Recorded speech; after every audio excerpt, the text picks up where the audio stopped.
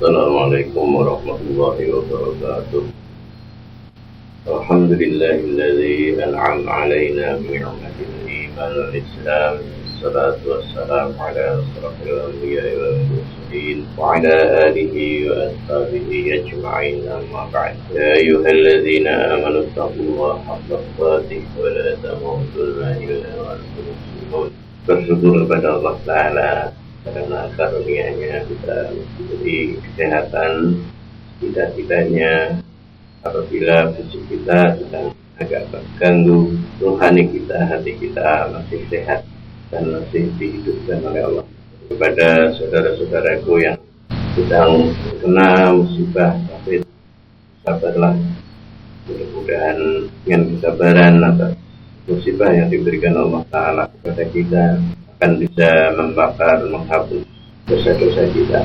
Saudaraku, hamba Allah yang berbahagia, kita masih membahas tentang khauf, yaitu perasaan takut dengan takut yang sempurna kepada Allah Ta'ala, sehingga tidak ada sesuatu pun, baik keadaan ataupun makhluk, yang lebih ditakuti daripada ketakutan kita kepada Allah Ta'ala. Dan perbedaan antara ketakutan kita yang bersifat tabi'iyah atau naluriah atau alami dengan ketakutan kita kepada Allah Ta'ala, justru apabila kita takut kepada Allah Ta'ala, maka kita akan mendekat, akan takarrub.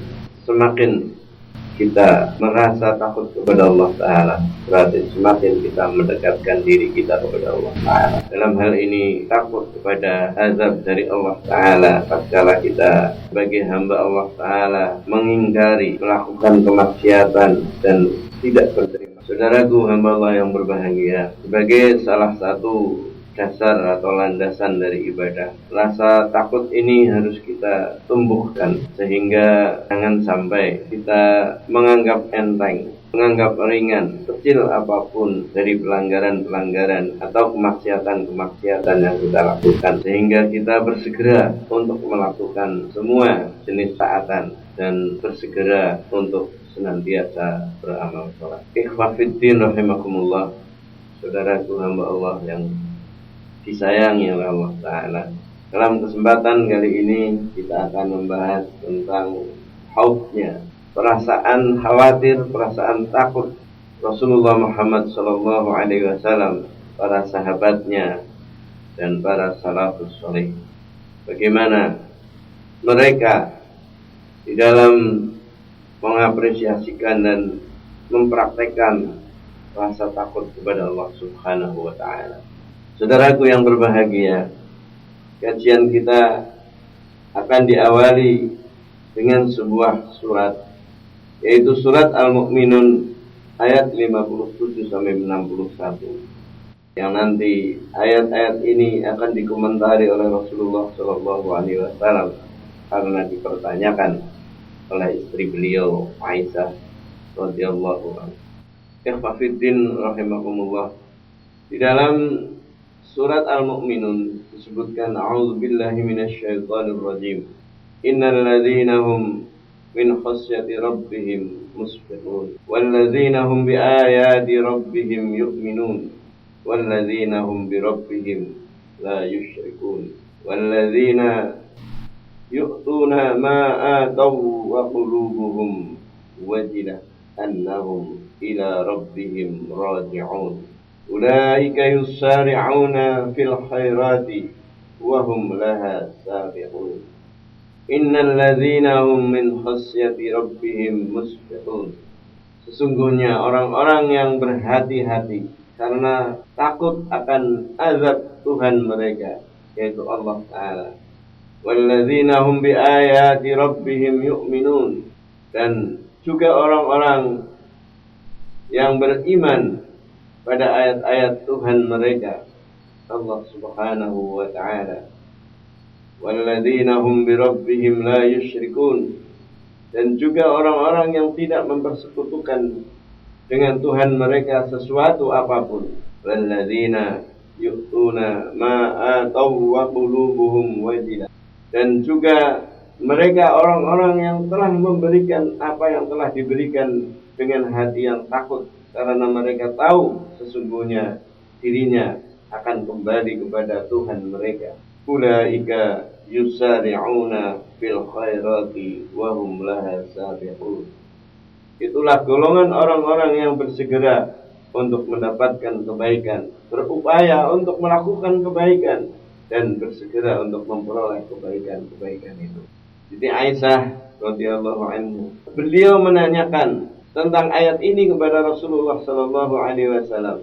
Ya Rasulullah, apakah mereka yang dimaksud dengan ayat ini adalah orang-orang yang suka minum minuman keras? Apakah yang dimaksud dengan ayat-ayat ini adalah orang-orang yang suka berzina? Dan apakah yang dimaksud dengan ayat-ayat di atas orang-orang yang suka mencuri? Itu orang-orang yang bergelimang dosa. Maka Rasulullah sallallahu alaihi wasallam, tidak, wahai putri Abu Bakar As-Siddiq, tetapi mereka itulah orang-orang yang sangat berhati-hati dalam kehidupannya karena takut azab Allah. Orang-orang yang beriman kepada ayat-ayat Allah. Orang-orang yang tidak mempersekutukan Allah.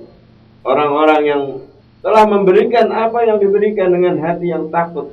Mereka adalah orang-orang yang suka berpuasa, suka sholat, suka bersedekah, dan takut bila perbuatan itu tidak diterima oleh Allah Ta'ala. Mereka itulah orang-orang yang bersegera untuk mendapatkan kebaikan. Saudaraku hamba Allah yang berbahagia, demikianlah surat Al-Mu'minun ayat 57 sampai 61 menggambarkan bagaimana orang-orang yang melakukan amal-amal kebaikan pun, amal-amal soleh berupa puasa, sholat, sedekah, khawatir atas apa yang mereka kerjakan jangan-jangan tidak diterima oleh Allah Ta'ala. Mereka amat sangat takut terhadap azab dari Allah Ta'ala, karena mereka merasa apa yang telah mereka lakukan belum seberapa bila dibandingkan dengan karunia Allah Ta'ala yang diberikan kepada mereka. Apakah lagi, saudaraku hamba Allah yang berbahagia, marilah kita introspeksi diri. Apa yang sudah kita lakukan, tapi mengapa justru kita tidak memiliki perasaan takut seperti orang-orang yang disebutkan dalam ayat-ayat tadi. Saudaraku hamba Allah subhanahu wa ta'ala, dari Abu Darda radhiyallahu anhu, sahabat Rasulullah, beliau mengabarkan kepada kita bahwa Rasulullah sallallahu alaihi wasallam setelah membaca Al-Quran surat Al-Insan, yaitu surat yang berisi gambaran-gambaran dari Allah Ta'ala tentang orang-orang yang taat dan orang-orang yang maksiat, tentang keadaan an-nar, neraka, dan tentang keadaan surga, dan bagaimana pedihnya azab Allah Ta'ala. Sebuah surat yang ditutup dengan sebuah ayat, yudhilu man yasha'u fi rahmatih wadzalimina a'adda lahum adzaban alima. Dimasukkan ke dalam jannah, ke dalam surga siapapun yang dikehendaki oleh Allah Ta'ala fi rahmatihi, ke dalam kasih sayangnya, yaitu jannah.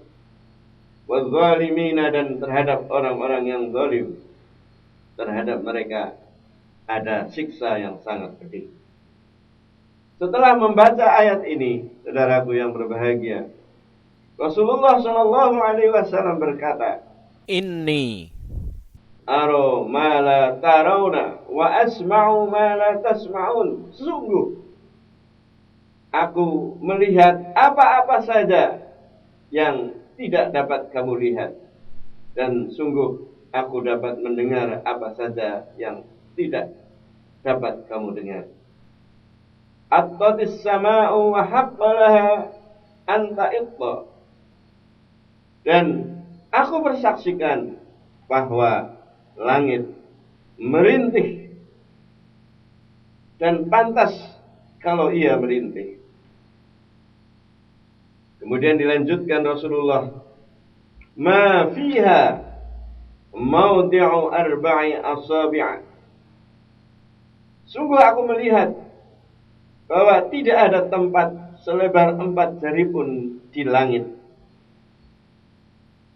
illa malaka wadi'un jabhatahu lillahi sajidan, melainkan di sana pasti ada malaikat yang meletakkan dahinya bersujud kepada Allah Subhanahu wa taala.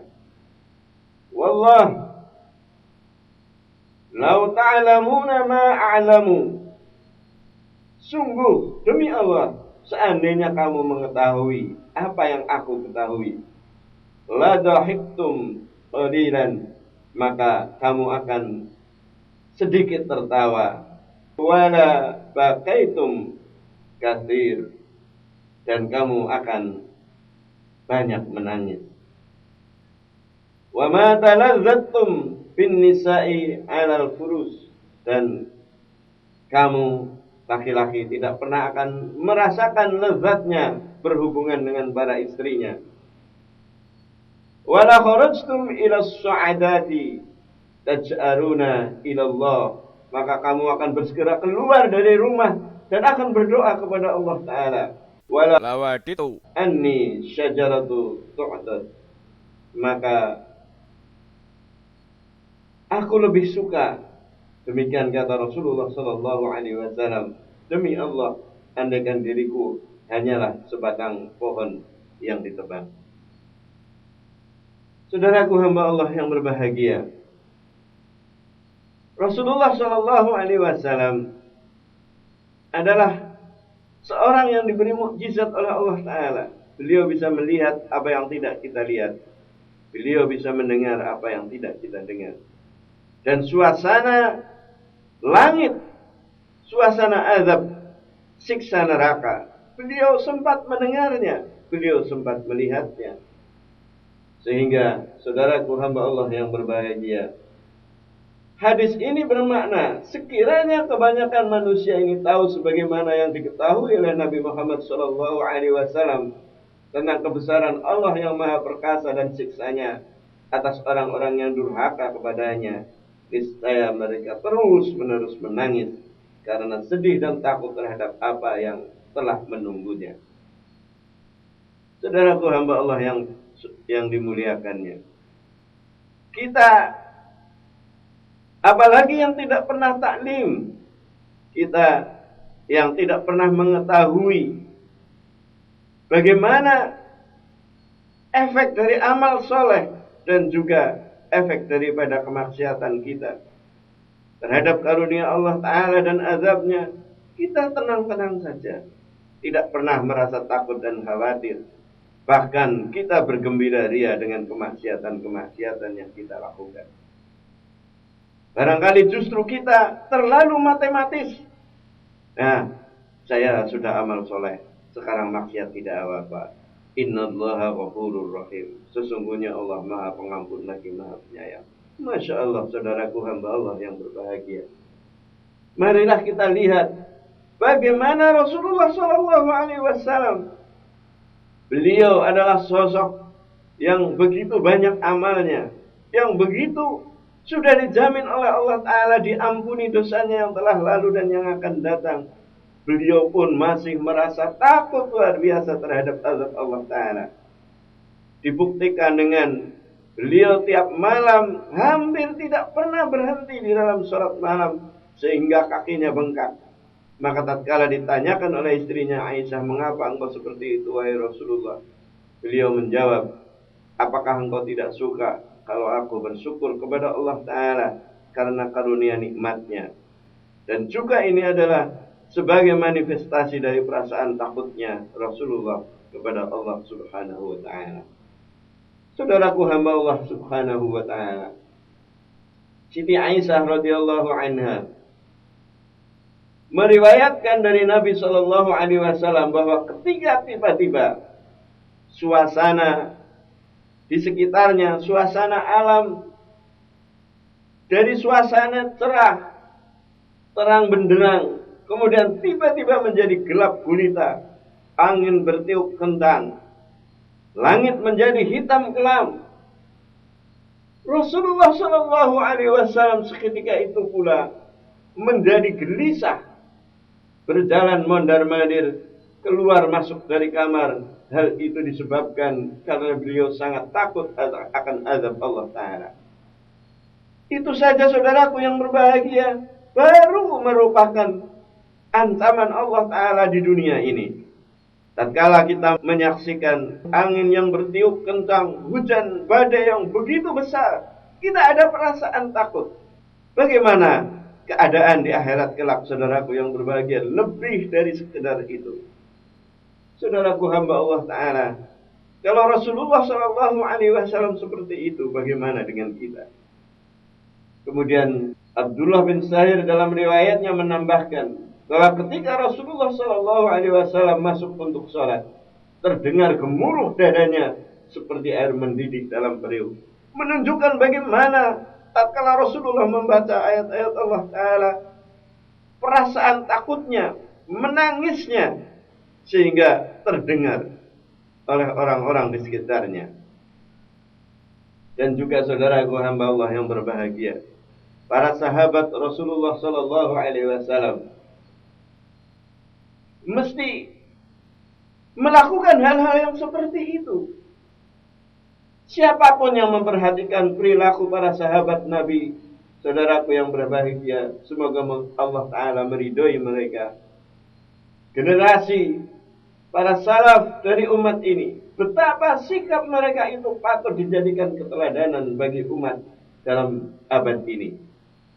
Saudaraku hamba Allah yang berbahagia, mayoritas kita umat Islam di zaman sekarang ini, zaman yang serba canggih ini, dihinggapi oleh perasaan suka memudahkan sesuatu urusan.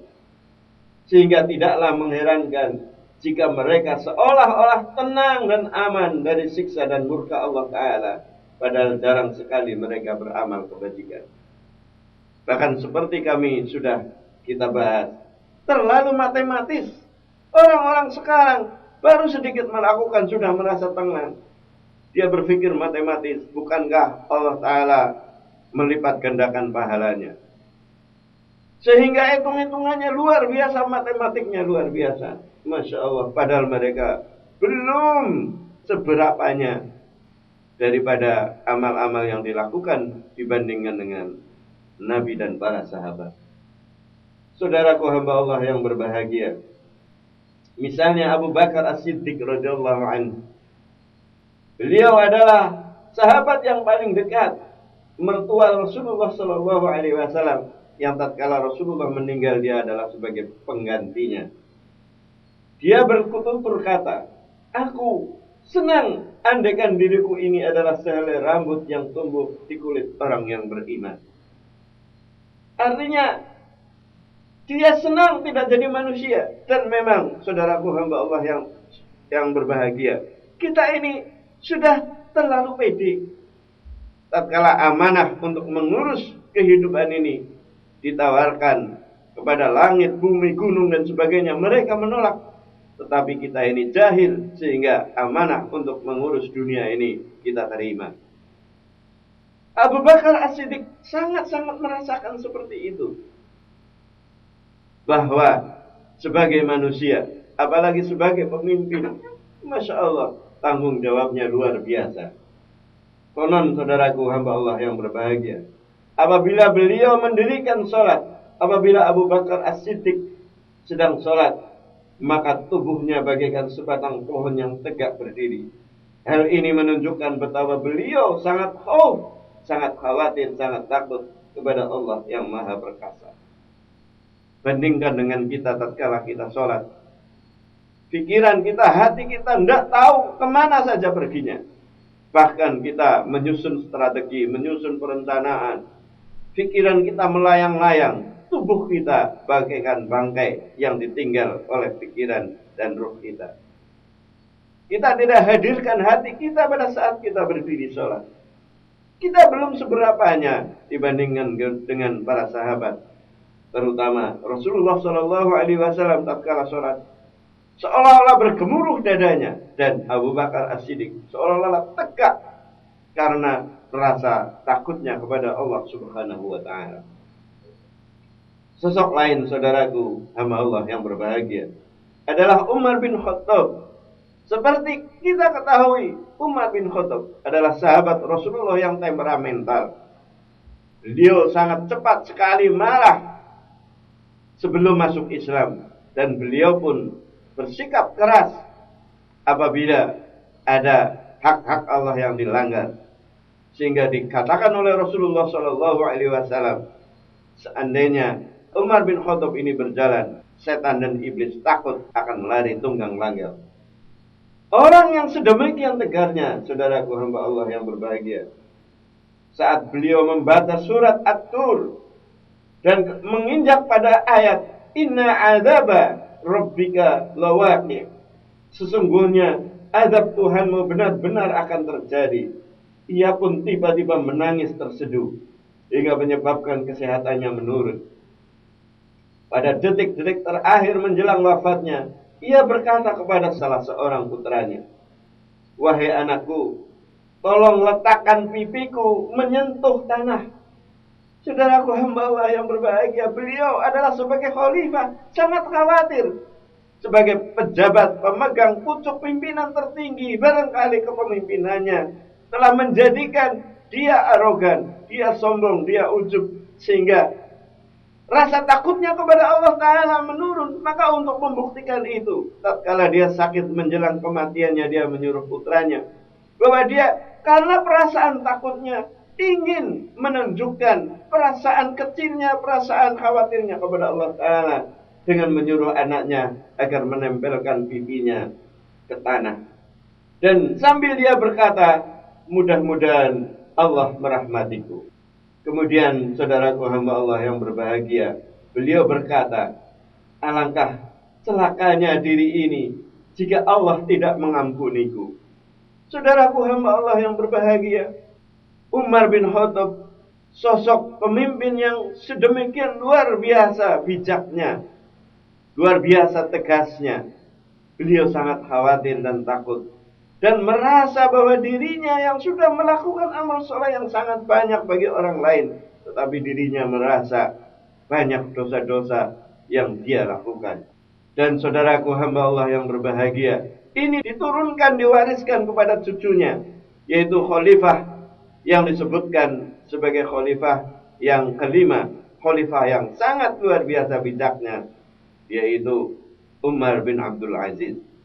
Tatkala beliau diangkat sebagai khalifah, perasaan takutnya luar biasa. Beliau menangis, tidak seperti kita sekarang, sangat ambisius terhadap jabatan. Dan tatkala kita diangkat sebagai seorang pejabat, kita syukuran, kita bersenang-senang. Tetapi Umar bin Abdul Aziz menangis. Seandainya nanti di akhirat, karena aku berkuasa, ada satu orang saja rakyatku yang masuk neraka, aku sangat khawatir. Seandainya ada satu saja dari rakyatku yang nanti hidup miskin, aku sangat khawatir akan disiksa oleh Allah Ta'ala. Sehingga saudaraku hamba Allah yang berbahagia, 180 derajat barangkali dia berubah total dari kehidupan yang penuh kemewahan setelah menjabat. Seluruh hartanya dia infakkan ke Baitul Mal, dan dia berperilaku sangat sederhana. Istrinya juga seperti itu. Sehingga saudaraku hamba Allah yang berbahagia, karena ketakutannya atas jabatan yang dia pegang, maka Allah Ta'ala menolongnya, membantunya. Hanya dalam jangka waktu 2 tahun 5 bulan dan beberapa hari, Masya Allah, sebelum dia berkuasa amat banyak orang miskin yang ada di negerinya. Akan tetapi setelah dia meninggal dunia, orang sulit akan memberikan zakat kepada siapa, karena semua orang sudah menjadi muzaki atau menjadi orang kaya. Saudaraku hamba Allah yang berbahagia, demikianlah Umar bin Khattab, sebagaimana yang kita bahas, bahwa kata-kata ini diulanginya sampai 3 kali. Alangkah celakanya diri ini jika Allah tidak mengampuniku. Dan pada akhirnya beliau pun meninggal dunia. Saudaraku hamba Allah yang berbahagia, sahdan pada suatu malam Umar bin Khattab pernah membaca salah satu ayat dari Al-Quran yang membuat jiwanya bergetar. Kemudian dia bergidik ketakutan. Mulai detik itu beliau tidak menampakkan diri keluar dari rumah, dan orang-orang pun banyak menyenguknya, dikira dia sedang sakit. Karena seringnya beliau menangis dan sujud memohon ampunan Allah Ta'ala, sampai-sampai keningnya bengkak. Salah seorang temannya, yaitu Ibnu Abbas radhiyallahu anhu, berkata kepada beliau, "Wahai saudaraku, Allah telah menaklukkan beberapa negeri melalui tanganmu dan memberikan banyak kemenangan denganmu." Maka dijawab oleh Umar bin Khattab, "Aku lebih suka sekiranya aku selamat, tidak mendapat pahala dan tidak pula disiksa olehnya." Masya Allah, saudaraku hamba Allah yang berbahagia. Orang yang sedemikian tegarnya di dalam medan peperangan, orang yang sudah memimpin penaklukan berbagai negeri, tetapi di hadapan Allah Ta'ala dia menangis terseduh-seduh. Bahkan di riwayat lain dikatakan bahwa di bawah matanya ada garis hitam bekas tetesan air mata. Beliau Masya Allah, karena perasaan takutnya atas kekeliruan, kesalahan dan dosa yang dia lakukan, maka dia senantiasa minta ampun kepada Allah Ta'ala. Saudaraku hamba Allah yang berbahagia, kisah berikutnya adalah tentang Utsman bin Affan. Beliau adalah khalifah yang ketiga, pengganti Umar bin Khattab. Menurut salah sebuah riwayat, apabila beliau berada dekat dengan kuburan atau pemakaman, maka beliau bercucuranlah air matanya sampai membasahi jenggotnya. Beliau berkata, "Seandainya aku berada di antara surga dan neraka dan tidak tahu kemana aku dimasukkan, pastilah akan kupilih agar aku menjadi debu sebelum tahu kemana aku akan ditempatkan." Demikian kekhawatirannya, saudaraku hamba Allah yang berbahagia, menantikan saat-saat apakah dia akan masuk surga atau dimasukkan ke dalam neraka. Padahal kita ketahui, saudaraku hamba Allah yang berbahagia, betapa pengabdian Utsman bin Affan tidak kalah dengan Umar bin Khattab dan Abu Bakar As-Siddiq. Dan kemudian, saudaraku hamba Allah yang berbahagia, Abu Darda juga pernah menyatakan, "Andai saja engkau tahu apa yang akan kau temui setelah kematian, niscaya selera makan dan minummu akan hilang. Dan engkau akan masuk ke dalam rumah untuk berlindung, keluar ke jalan dengan memukuli dada dan menangisi nasibmu. Sungguh aku lebih suka seperti pohon yang ditebang dan dimakan buahnya." Saudaraku hamba Allah yang berbahagia, di antara kita tidak pernah memikirkan bahwa amanah yang kita pegang luar biasa, menjadi khalifatullah fil ard, mensejahterakan keluarga kita, masyarakat kita. Tetapi kita sangat-sangat egois, dan keegoisan kita itu tidak pernah kita rasakan bahwa itu adalah sebuah kezaliman, bahwa itu adalah sebuah kemaksiatan. Lain dengan para sahabat Rasulullah Sallallahu Alaihi Wasallam. Dan saking banyaknya Ibnu Abbas menangis karena takut kepada Allah Subhanahu Wa Taala, membuat mata beliau menjadi sembab. Dalam suatu riwayat dari Ali bin Abi Thalib menceritakan, pada saat ia baru selesai mengucapkan salam dari sholat subuh, tampak kesedihan yang mendalam dari raut muka Ibnu Abbas. Ali bin Abi Thalib berkata, "Sungguh, selama aku berkumpul dengan para sahabat Rasulullah Sallallahu Alaihi Wasallam hingga detik ini, belum pernah kutemukan sedikit pun orang yang mengalami kesedihan begitu mendalamnya melebihi kesedihan Ibnu Abbas." Saudaraku hamba Allah yang berbahagia, para sahabat Rasulullah Sallallahu Alaihi Wasallam pada umumnya, begitu fajar menjelang, tampak pucat, lusuh dari bekas-bekas debu yang masih menempel di sela-sela mata mereka karena semalaman mereka bersujud dan bertakarub kepada Allah Subhanahu Wa Taala sambil membaca Al-Quran. Apabila mereka mengingat Allah, seketika itu pula tubuh dan hatinya bergetar, dan tubuh pun bergundang seperti pohon yang tertiup angin kencang, dan air mata mereka pun membasahi pakaian yang mereka kenakan. Saudaraku hamba Allah yang berbahagia, Mengapa mereka begitu? Karena mereka telah ma'rifat, mengenal Allah Ta'ala, mengenal zat-zatnya dan mengenal sifatnya. Juga mereka mengenal af'alnya, perbuatannya. Bahwa takut sebagaimana yang sudah kita bahas adalah kekhawatiran kita atas perbuatan-perbuatan Allah kepada kita. Dan Ali bin Abi Thalib radhiyallahu anhu, saudaraku yang berbahagia, sejak menyaksikan Ibnu Abbas menangis seperti itu, tidak lagi menampakkan senyum dan tawanya sampai saat beliau meninggal dalam tikaman Ibnu Muljim. Saudaraku hamba Allah yang berbahagia, demi Allah, pemandangan yang tampak di zaman kita seperti sekarang ini sangat kontras dengan zaman para sahabat Rasulullah Shallallahu Alaihi Wasallam tempo dulu. Sehingga saudaraku hamba Allah yang berbahagia, bagaimana mungkin kita yang tidak ada seberapanya pun dibandingkan dengan amal-amal para sahabat, suka di antara kita ada yang menjelek-jelekan sahabat, menilai negatif terhadap beberapa sahabat. Na'udzubillah min dzalik. Padahal mereka luar biasa di dalam pengabdiannya kepada Allah Ta'ala. Dan misalnya kita saksikan salah seorang sahabat Rasulullah Sallallahu Alaihi Wasallam. Beliau, Masya Allah, tubuhnya banyak sekali luka-luka akibat peperangan.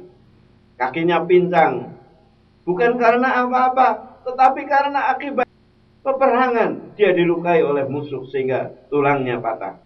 Kemudian giginya rompol sehingga dia di dalam berbicara tidak sempurna lagi. Padahal saudaraku hamba Allah Ta'ala, betapa banyak infak yang telah dia berikan. Bahkan pernah beliau pada suatu ketika menginfakkan 1000 ekor unta beserta isinya untuk diinfakkan. Namun demikian beliau pun menangis tatkala merasa dosanya masih banyak. Apalagi dibandingkan dengan kita, saudaraku hamba Allah yang berbahagia. Betapa sedikitnya amal kita, namun sudah berapa kebanggaan kita, seolah-olah kita sudah beramal banyak dan merasa kita tidak terkena lagi oleh azab dan siksa dari Allah Ta'ala. Saudaraku hamba Allah yang berbahagia, mudah-mudahan kajian kita kali ini bermanfaat bagi kita, bisa memperhalus perasaan jiwa kita, sehingga kita bisa mengikuti jejak Nabi dan sahabat dan para salaf soleh, sehingga kita tidak bisa lagi untuk berbangga ria dengan amal kita. Sebagaimana yang dinyatakan oleh Rasulullah, seandainya kita tahu keadaan yang sebenarnya dari yang gaib, sebagaimana Rasulullah tahu, maka kita akan sedikit sekali tertawa dan akan banyak menangisnya. Saudaraku hamba Allah yang berbahagia, mudah-mudahan kajian kita bermanfaat dan bisa semakin mendekatkan diri kita kepada Allah Ta'ala. Apabila ada kesalahan dalam kajian kita, majelis kita, mudah-mudahan diampunkan oleh Allah Ta'ala. Mari kita tutup dengan doa kafaratul majelis. Subhanakallahumma wa bihamdik, asyhadu an la ilaha illa anta, astaghfiruka wa atubu ilaik. Wal 'afwu minkum. Billahi taufiq wal hidayah. Assalamualaikum warahmatullahi wabarakatuh.